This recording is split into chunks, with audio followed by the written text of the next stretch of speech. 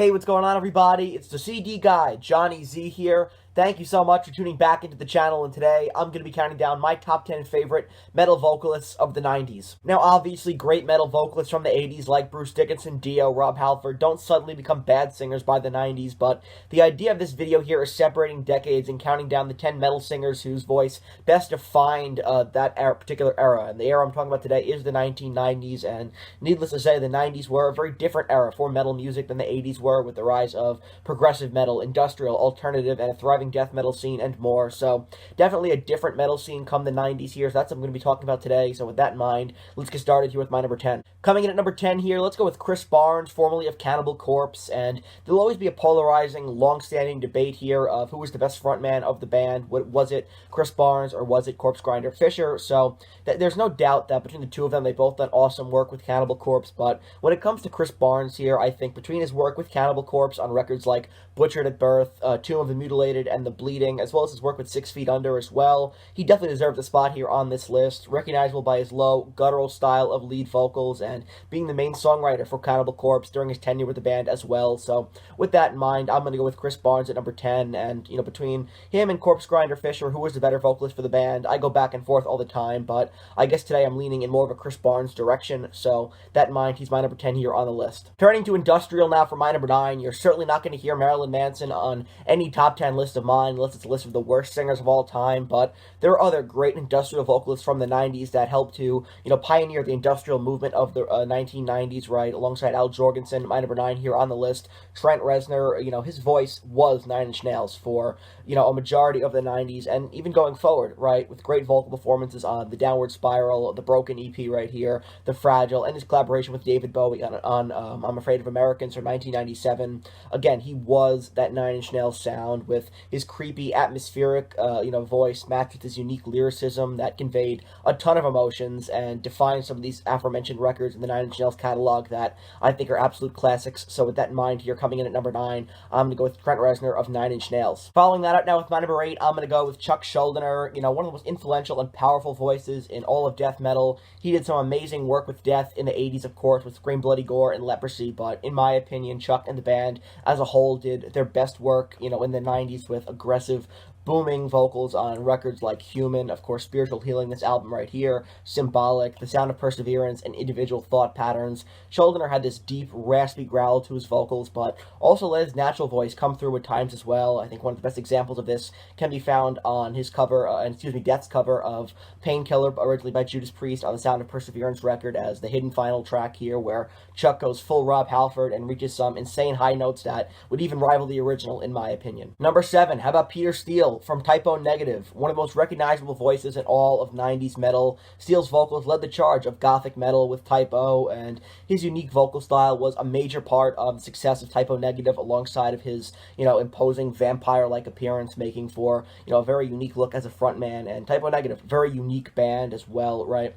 Steele had a great vocal range, you know, able to sing softer vocals with a dark ambiance, as well as reach some awesome high notes with incredible power and vocal control. Well, speaking of dark ambience, perhaps nobody was able to portray a wider selection of emotions with his vocals than that of my number 6 on the list, Maynard James Keenan of Tool. And I think my favorite vocal performance of Maynard James Keenan has to be from Tool's performance at Reading Festival in 1993, particularly their rendition of Sober from that event. I just think that the power in his voice during that recording is absolutely unrivaled, and even years later, you know, I think his voice has aged extremely well. He's taken great care of his voice, and even though he said that performing earlier Tool tracks now has become, you know, more challenging live over time, I think he's been able to pull it off to this point really, really well, and still does a fantastic job fronting Tool. So in my opinion, he had to be somewhere on this list. One of my all-time favorite progressive metal vocalists from my all-time favorite progressive metal band, Tool. Coming in at number 6 here, we have Maynard James Keenan, and if you want to hear more of my thoughts on Tool, I did a video the other day here on the channel counting down my top 10 favorite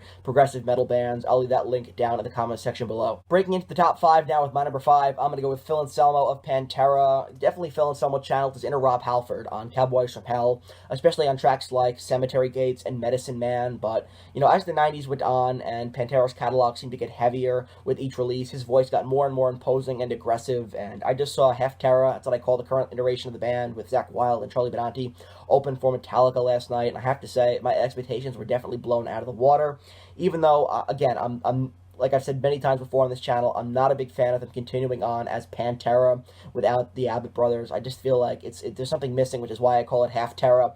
I have to say that I was definitely blown away. My expectations were definitely blown away, and I think Phil Anselmo was still a fantastic live vocalist and a great frontman. So with that in mind, I do think the performance was better than I expected, and Phil Anselmo was still great live, although should they be calling it Pantera still? That's definitely up for debate. I've done videos on that. Not going to get into it now, but nonetheless, Phil Anselmo still got it. Still a great vocalist, and of course, in its prime, was pretty untouchable as well in the 90s. So with that in mind, he breaks the top 5 here, coming in at number 5 on the list. Much like Alice in Chains, I've always considered Soundgarden to be more on the metal side of grunge than anything else, and even Bruce Dickinson has called Soundgarden a metal band, so I definitely feel that way as well. That said, coming in at number 4 here, I'm going to go with Chris Cornell of Soundgarden. The late, great Chris Cornell, who unfortunately passed away a few years ago, but left behind an incredible catalog, great vocals in the Soundgarden discography, in my opinion. Of course, they were definitely influenced by Black Sabbath and more of a doom metal sound, right? Some doomy riffage on those early records, but Chris Cornell's voice was pretty much unmatched and unparalleled for its time.